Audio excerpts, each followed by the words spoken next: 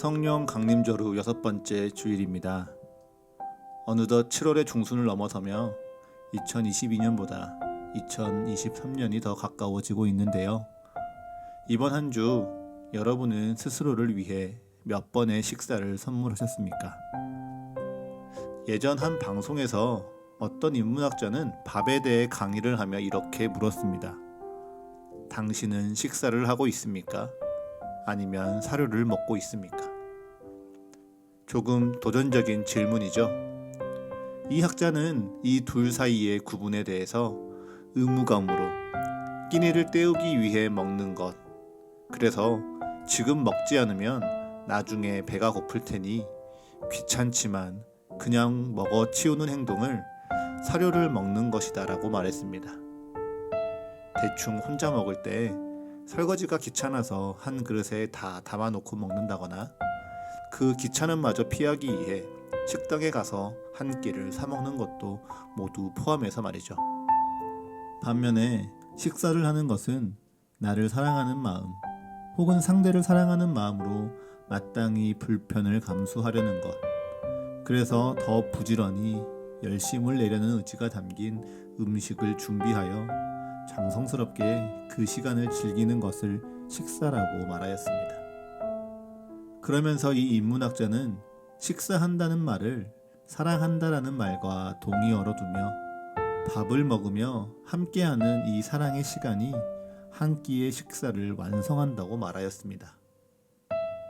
그 강의를 돌이켜보면서요, 혼자 있을 때 저를 조금 고민해 봤습니다. 저 또한 귀찮음에 지배당해서 식사가 아니라 사료를 먹을 때가 참 많구나 깨달았습니다. 그런데 그렇게 먹는 것에 별 관심을 두지 않은 제가요, 유일하게 요리를 하고 또 요리를 재밌어 하는 순간이 있었습니다. 그것은 바로 해보고 싶은 요리 혹은 먹이고 싶은 음식을 정성껏 준비해서 나의 가족이나 우리 교회의 성도들에게 대접하며 함께하는 순간이죠. 사실 요리를 해보신 분들은 다들 아시겠지만 요리는 얼마나 귀찮은 일입니까? 요리를 한번 하려면요, 치워야 할 것들이 그보다 몇 배가 더 나옵니다. 그럼에도 불구하고 그 모든 불편을 감내하며 정성껏 식사를 준비하고 그 순간을 함께 먹고 즐겁게 공유하는 것이 이 식사라는 시간을 통해서 주님이 허락하신 사랑이구나 생각하게 됐습니다.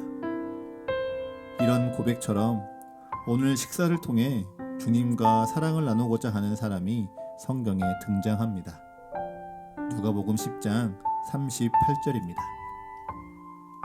그들이 길 갈 때에 예수께서 한 마을에 들어가심에 마르다라 이름하는 한 여자가 자기 집으로 영접하더라. 아멘. 예수님께서는 오늘도 여전히 예루살렘의 십자가를 향하여 나아가고 계십니다. 다른 사람이 그 길을 알아주든지 몰라보든지 하나님의 뜻에 순종하며 예수님은 묵묵히 그 길을 가시는 것이죠. 오늘은 그 여정 속에 예수님이 어느 한 마을에 도착하셨습니다. 그리고 자신의 마을에 예수님이 오셨다는 소식을 들은 마르다라 이름하는 여자가 나와 예수님과 제자들을 자기 집으로 영접하죠.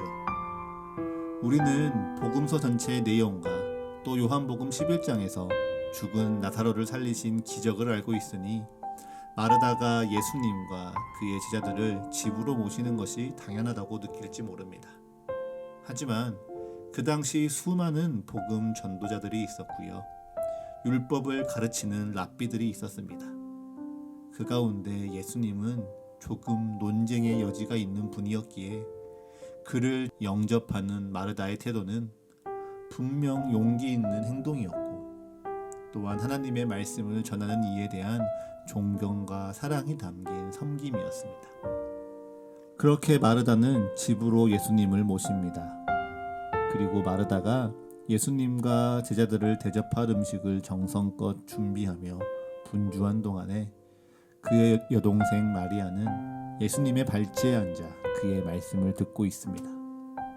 그러자 마르다는 예수님께 따져 묻습니다.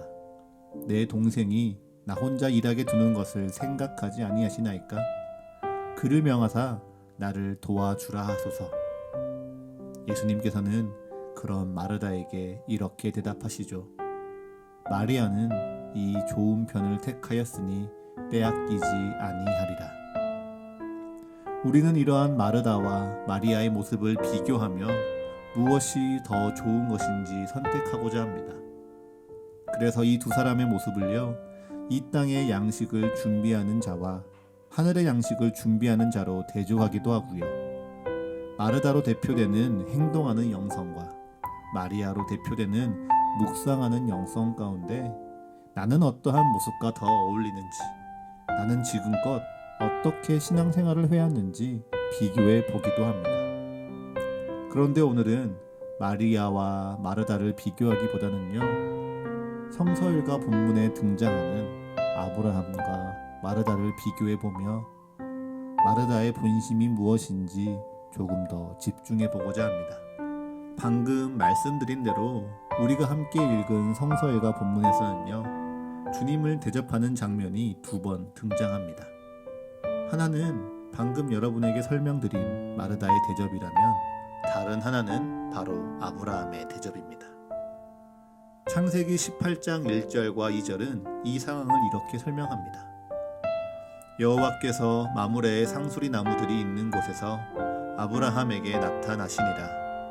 날이 뜨거울 때에 그가 장막문에 앉아 있다가 눈을 들어본즉 사람 셋이 맞은편에 서 있는지라.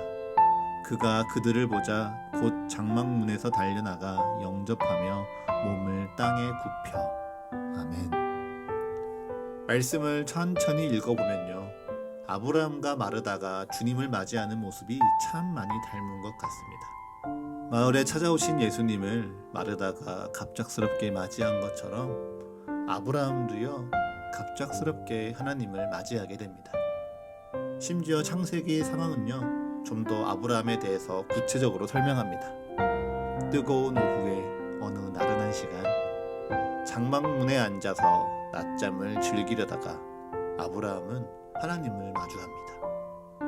그리고 마르다가 지체 없이 예수님을 자신의 집으로 모신 것처럼 아브라함도 곧장 장막문으로 달려가서 그들을 영접하며 엎드립니다. 그래서 이 두 본문을 함께 묵상할수록요, 내가 주께 은혜를 입었사오면 원하건대 종을 떠나 지나가지 마시옵고 물을 가져오게 하사 당신들의 발을 씻으시고 나무 아래에서 씻소서라고 한 아브라함의 이 고백이 꼭 예수님을 영접하는 마르다의 고백처럼 느껴지기도 합니다. 아브라함은 내가 주께 은혜를 입었사오면 나를 떠나 지나가지 마시기를 애원하죠. 즉, 나를 좋게 여기시고 나를 사랑하신 날이 있다면 이번에는 내가 하나님을 섬길 수 있는 기회가 있도록 나를 떠나가지 말라고 간청하는 것입니다. 이 자체가 하나님을 섬길 수 있는 것이 감사이고 기쁨이라는 아브라함의 고백인 것이죠. 그러면서 그는 이야기합니다. 자신의 섬김이 부담이 될까봐 염려되어 물을 조금 가져오겠습니다. 발만 씻고 쉬고 가십시오. 내가 떡을 조금 가져오겠습니다. 라며 조심스럽게 이야기를 더해갑니다. 그리고 아브라함은 자신이 준비하고 섬기는 것들로 당신들의 마음을 상쾌하게 하신 후에 지나가소서, 당신들이 종에게 오셨음이니이다 라고 고백하는데요. 여기서 오셨다라는 히브리어 원어의 뜻은요, 사실 지나치다, 경유하다라는 단어입니다. 즉, 아브라함은 하나님께서 지금 이곳에 오신 목적이 자신을 축복하기 위해서가 아니라 다른 곳에 진짜 목적을 두고 향하고 있음을 알고 있었던 것이죠. 하지만 아브라함에게 하나님이 오심의 목적이 자신이 되지 않는다는 사실이, 그래서 하나님 앞에서 자신이 주인공 되지 않는다는 이 순간이 전혀 중요하지 않았습니다. 오히려 하나님 혹은 하나님의 사자들이라고 불릴 이들을 대접할 수 있는 기회를 얻는 것이 참 감사할 뿐이었죠. 이것이 과연 그저 믿음의 조상 아브라함을 좋은 모습으로만 보고자 했던 우리의 착각일까요? 아니요. 이어지는 말씀을 보면요, 아브라함의 마음이 행동을 통하여 더욱 선명해지고 있습니다. 분명 이 세 사람 앞에서 물을 조금만, 떡을 조금만 준비하겠다던 이 아브라함이 급히 장막으로 달려갑니다. 그리고 사라에게 이르러 속히 고운 가루 세 스아를 가져다가 반죽하여 떡을 만들라고 명하고요. 또 가축대가 있는 곳으로 달려가서는 기름지고 좋은 송아지를 직접 잡아서 하인에게 주며 그에게 급히 요리하라고 명합니다. 여기서 고운 가루는요, 이어지는 레위기와 민수기 본문을 보면 하나님께 제사를 드리거나 성막에 진설병을 만들 때 사용된다고 기록되어져 있습니다. 즉, 일반적으로 자신들이 식사를 하거나 누군가를 대접할 때 사용하는 이 가루의 형태가 아니라 하나님께 온전히 드리기 위해서 정성껏 준비하는 것이라는 뜻입니다. 그만큼 아브라함은 이 세 사람을 대접하는데 정성을 다했습니다. 거기다가 고운 가루의 양이요, 세 스아라고 성경은 말합니다. 여기서 한 스아가 지금으로 따지면 약 8리터 정도 된다고 하니까요, 이 세 사람을 먹이기 위해 아브라함은 총 24리터 분량만큼의 떡을 준비하고 있는 겁니다. 이어서 준비하는 송아지는 어떨까요? 예전에 아프리카에 선교를 가서요, 선교 지역의 한 마을을 위해서 소를 잡고 대접한 적이 있었습니다. 정말 그날은 그 온 지역의 축제였습니다. 저희의 선교의 대상이 되었던 마을 사람들은 물론 옆 마을 사람들까지 모두 초청해서 고기를 굽고 끓이고 삶아 먹으면서 어느 한 사람도 배부르지 않는 사람이 없었던 날이었습니다. 소 한 마리로 이처럼 수백의 사람들이 배불리 먹을 수 있는데 아브라함은 이 세 사람을 대접하기 위해 기름지고 좋은 송아지를 잡아서 요리하게 하는 것입니다. 참 과하지 않습니까? 그런데 과한 만큼 참 정성스러운 것 같습니다.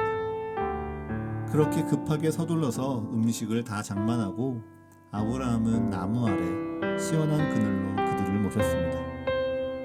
이어서 아브라함의 종들이 준비한 음식을 그들 앞에 차려둡니다. 갓 지어 김이 모락모락 피어오르고 고소한 향기가 나오는 빵들이 들어오고요. 방금 요리해서 신선하고 푸짐한 송아지 요리가 이어서 들어옵니다. 이것을 가지고도 모자랄까봐 엉긴 젖과 우유를 준비해서 아브라함은 이 세 사람을 극진히 대접합니다. 손님이 자리에 앉았고요. 하인들이 모든 음식을 차리고 준비하고 있습니다. 그렇다면 이제 아브라함의 자리는 어디에 있으면 될까요? 여러분들이 이 식사를 대접하는 아브라함이라면 어디에 계시겠습니까? 혹시 이들과 둘러앉아서 마주하여 식사를 하고 환담을 나누며 교제하는 모습을 상상하고 있지는 않으십니까? 그런데 아브라함이 어디에 있었는지 8절은 이렇게 기록합니다. 아브라함이 엉긴 젖과 우유와 하인이 요리한 송아지를 가져다가 그들 앞에 차려놓고 나무 아래에 모셔섬에 그들이 먹으니라. 아멘. 아브라함은 분명 이 식사 자리의 주체자였습니다. 사람들을 초대하고 대접하는 파티의 주인공이죠. 그 지역에 손꼽히는 부자고요. 또한 수많은 하인을 거느린 권위 있는 자였습니다. 그런데 그 아브라함이 모든 음식을 차려놓고 이들을 모셔 섭니다. 음식이 잘 되었나, 잘 먹고 있나 옆에 서 있다는 뜻이 아니고요. 히브리어 단어의 뜻과 같이 하인이 주인을 정성껏 모시고 섬기는 것처럼 아브라함은 이들 곁에 서서 그들을 주인으로 섬기며 이 자리 가운데 오직 그들만을 주목하고 있는 것입니다. 왜요? 아브라함은요, 이 시간의 온전한 주인이 바로 여호와 하나님이시라 고백하기 때문입니다. 하나님이 함께하는 곳이 나의 집입니다. 이 음식이 나의 수고로 채워지고 있습니다. 그 그로 인해 내가 주인 되고자 하는 그 마음이 없는 것은 아니지만 아브라함은 오직 이 순간, 이 시간의 주인됨은 여호와 하나님만이심을 알고 있었습니다. 그렇기에 아브라함은 처음부터 고백합니다. 내 주여, 내가 주께 은혜를 입었사오면 원하건대 종을 떠나 지나가지 마옵소서. 즉 스스로 주님을 섬기며 대접할 수 있는 이 모든 순간이 오직 주님의 은혜로부터 시작되었기에 나는 이제 이 모든 시간과 공간 속에서 바로 하나님만을 주인 삼고 주목하는 예배의 자리에 서 있음을 고백하는 것입니다. 그리고 이 겸손한 고백이 아브라함을 주님 앞에서 지켜내어 줍니다. 만약 이 시간이요 아브라함이 주인된 시간이었다면 아브라함은 요리를 지체하는 그 어떤 불필요한 행동을 용서할 수 없었을 것입니다. 또한 이 순간이 아브라함이 스스로 주인 되려는 순간이었다면 지금 이 순간을 완전하게 만들지 않는 그 어떤 실수도 용납할 수 없었을 것입니다. 마치 짜여진 것처럼 철저하게 훈련되어서 스푼과 포크의 간격을 맞추고 접시를 내어 대접하는 타이밍까지 모두 맞춰야지만 인정받는 고급 레스토랑의 서비스처럼 숨막히고 긴장되는 순간이 계속되었을 것입니다. 그런데 아브라함은요 주인공이 되고자 하는 그 스스로의 마음 가운데 눈을 들어 오직 하나님을 주목합니다. 하나님만이 오직 이 순간의 주인 되시니 이 시간이 온전히 주님을 예배하는 시간이요 나는 그 안에 주님을 돕는 자, 주를 섬기는 자라고 고백합니다. 그렇기에 눈앞에 벌어지는 실수와 어려움이 혹시 있다 한들 그것은 자신의 종을 책망하고 분노할 일이 아니라 내가 먼저 나서서 섬기고 도와야 할 일들이 되는 것이죠. 그렇게 아브라함은 그의 삶의 한순간 찾아온 이 하나님을 주목하며 나의 삶의 자리에서 예배하는 것이 무엇인지 우리에게 보여주고 있습니다. 그에 반해 마르다는 어떠한가요? 방금 이야기 드린 모든 장면 속에서 아브라함을 마르다로 바꾸어도 될 만큼 이 두 사람의 상황은 매우 비슷합니다. 하지만 그 상황 속에서 마르다는 마음이 분주해지고 있죠. 여기서 마음이 분주해진다라는 단어의 본래 뜻은요. 주변에 있는 것을 모두 잡아당기다. 모두 나에게 끌어오다라는 뜻입니다. 왜 마음이 분주하고 복잡할까요? 주변 모든 상황을 주인이 되려는 나에게 끌어당기고 있기 때문입니다. 내가 주인이 되어서 모든 상황을 내가 해결하려 하고 내가 붙들어 풀어내려고 하기 때문이죠. 마치 마르다가 여주인이라는 이름의 뜻을 갖고 있는 것처럼 예수님을 대접하는 이 모든 순간을요 내 뜻대로 다스려야 하고 내 계획대로 준비해야 되며 내가 원하는 대로 진행이 되어서 이 성대한 대접의 현장에서 주인공이 되고 싶은 마음, 그처럼 주목받고 인정받고 싶은 주인 되려는 마르다의 마음이 스스로를 분주하게 만들고 있는 것입니다. 그런데 기대하는 마음과 다르게 현실의 상황들이 그렇게 녹록하게 흘러가지는 않았을 것입니다. 수많은 사람들이 예수님을 보기 위해 마르다의 집에 찾아왔겠죠.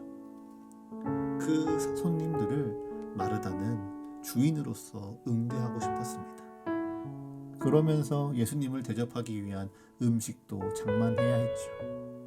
그런데 이 대접이요 갑작스럽게 이루어졌기에 이들을 먹일 수 있는 충분한 음식은 분명 없었을 것입니다.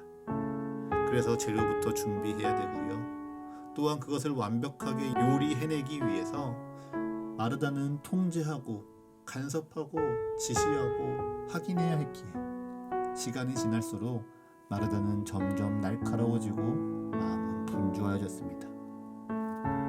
그런데 마리아는 어떻게 하고 있습니까? 이 모든 것에 관심을 두지 않고 오직 예수님의 발치에서 예수님의 말씀을 듣고 있습니다.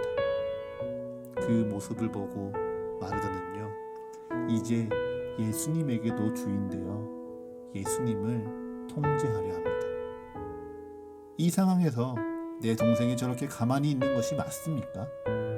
이 상황에서 나 혼자 일하는 것은 분명 잘못된 상황이라는 것을 예수님 당신도 알고 있지 않습니까? 그러니 어서 마리아에게 명하십시오. 나를 도우라고 빨리 말씀하십시오. 분명 성경에서도요, 마르다의 섬김을 교회의 여러 표지 중 하나인 디아코니아라고 표현할 만큼 그녀의 섬김은 선의에서 시작하였습니다. 하지만 주님의 말씀이 이 생의 염려와 재물 그리고 향락의 기운이 막혀서 온전히 결실하지 못하는 것처럼 마르다는 예수님을 대접한다는 이 일상의 실제적인 일들과 그 안에 감정에 몰두한 나머지 어떻게 하나님께서 역사하시고 하나님께서 무엇이라 말씀하시는지 하나도 집중하지 못하고 모두 놓치고 말았습니다. 그것이 바로 하나님과 함께하는 이들이 내 삶에 여전히 주인 되려고 할 때 저지르는 실수와도 같습니다. 창세기의 세 사람이요, 그리고 예수님이 아브라함과 마르다에게 성대한 만찬을 요구하지 않았습니다. 다만 하나님과 예수님을 사랑하는 마음 가운데 아브라함과 마르다가 자원하여 대접하려 하였죠. 그런데 대접하려고 보니 나의 사랑과 정성을 담은 식사가 몇 가지 요리만으로는 충분해 보이지 않았습니다. 그래서 이것 조금, 저것 조금 더 준비해서 더 잘 해내고 싶었습니다. 그렇게 일이 많아질수록 신경 쓸 것이 많아지고 내 신경은 점점 예민해져 갑니다. 뜻대로 나오지 않는 결과물에 마음은 점점 염려가 가득해지고요, 또한 분주해져 갑니다. 그래서 이제 주님 앞에 더 좋은 모습을 보이고 싶은데 나의 뜻과 계획대로 돕지 않고 역사하시지 않는 주님께 오히려 따져 묻기도 합니다. 그런 마르다의 모습이 우리의 모습과 닮지는 않으셨습니까? 열심히 살았습니다. 내 삶에 정말 최선을 다했어요. 거기에 주님을 사랑하고 믿음을 가지며 세상에 살아가고 있으니 성경이 약속한 더 나은 축복이 있으리라 기대했습니다. 그런데 주님 앞에 나의 정성과 최선을 다하는 인생이었는데 그렇게 열심을 내며 최선을 다했던 시간의 결과가 내 뜻과 다르고 내 계획과 다르기에 요즘 조금 불안합니다. 무엇 하나 내 뜻대로 되지 않고 우리의 기대가 자꾸 실망으로 되돌아옵니다. 그래서 하나님이 진정 살아계신 주님이라면, 진정 나를 사랑하시는 나의 주님이라면 어떻게 내게 이러실 수 있는지 정말 따져 묻고 싶을 때가 있습니다. 하나님 정말 계십니까? 하나님 정말 내 기도를 듣고 계시나요? 하나님 정말 절 사랑하시긴 하시나요? 그런데 그 마음이요, 인생을 내 것으로 생각하고 나의 삶 속에 함께 살아가는 사람들, 그리고 무엇보다 하나님을 잊어버린 채 내 스스로 온전히 내 삶의 주인 되려 했던 마음이라는 사실을 이 말씀을 정리하며 다시금 고백하게 됩니다. 오늘의 말씀을 식사를 대접했던 저의 마음으로 시작하면서 말씀의 끝에 다다르고 나니 정말 내 요리가 맛은 있었나 라는 생각이 들었습니다. 목회의 길을 고민하던 순간부터 지금에 이르기까지요, 수많은 사람들을 초대했고 또 여러 가지의 요리를 준비했습니다. 그 중엔 분명 내가 먹고도 이것이 무슨 맛인지 싶었던 음식들이요, 갑자기 기억에 스쳐가더라고요. 분명 초대하여 대접하는 입장이었기에 그 음식은 완전히 망쳐버린 것이었습니다. 그럼에도 불구하고 저의 기억 속에 그 식사를 함께하는 사람들의 모습은 모두 즐거운 모습이었습니다. 그 기억을 되돌아보니 그들이 모두 그 시간을 누리고 즐거워한 것이 꼭 내 음식이 맛있어서가 아니라 다만 서툰 솜씨로 음식을 준비하는 정성 가운데 주님의 사랑을 전하였고 또한 느꼈기에 가능한 것이다라고 고백하게 되었습니다. 내가 주인공이 되고요, 내가 주목받으려면 그럴듯한 요리에 멋들어진 솜씨로 모든 순간들을 대접하면 됩니다. 그러면 나의 수고나 나의 정성이 담긴 요리 실력을 인정받고 칭찬받겠죠. 하지만 그렇지 않음에도 불구하고 그 모든 시간이 즐거울 수 있는 것은요, 우리가 나의 정성을 자랑하는 것이 아니라 나의 정성을 통해 주님의 사랑을 나누고자 했기 때문입니다. 그래서 우리가 알든지 모르든지 하나님께서 그 자리에 함께 하셨고 그 자리의 주인이셨기에 우리는 그 모든 시간 가운데 감사와 즐거움으로 충만할 수 있습니다. 이것이 바로 예배입니다. 내가 아니라 하나님을 주목하는 것이 바로 내 삶의 예배입니다. 내 모든 삶의 수고와 노력 끝에 내가 드러나는 것이 아니라 주님을 드러내는 것. 내가 아니라 하나님을 주목하고 하나님을 주목하게 하는 것. 그것이 바로 이 땅에서 드려야 할 진정한 삶의 예배인 것이죠. 이를 통하여서 우리는 단순히 제한된 교회에서 제한된 시간 내에 예배 드리는 것을 넘어서서요, 세상의 한가운데서 나의 삶과 나의 직장과 나의 학업과 가정과 그 모든 관계 속에서 하나님을 예배할 수 있습니다. 그러니 사랑하는 서가교회의 모든 성도 여러분, 여러분의 삶의 자리에서 그리스도의 자녀로서 최선을 다해 살아가 보십시오. 그리고 여러분 인생의 주인 되신 그리스도를 최선을 다해 신뢰하십시오. 그 마음이 흔들리려 할 때마다 주님의 말씀 곁에 서십시오. 어긋나는 계획으로 마음이 요동칠 때마다 주님의 말씀을 경청하십시오. 그로 말미암아 여러분의 예배가 이곳 서가교회를 넘어서서 삶의 순간순간으로 확장되어져 가며 예배 안에 흘러넘치는 주님의 평강과 은혜로 말미암아 세상의 빛이요 소금으로 또한 주님의 거룩한 예배자로 살아가는 이 한 주 되시기를 간절히 축복합니다.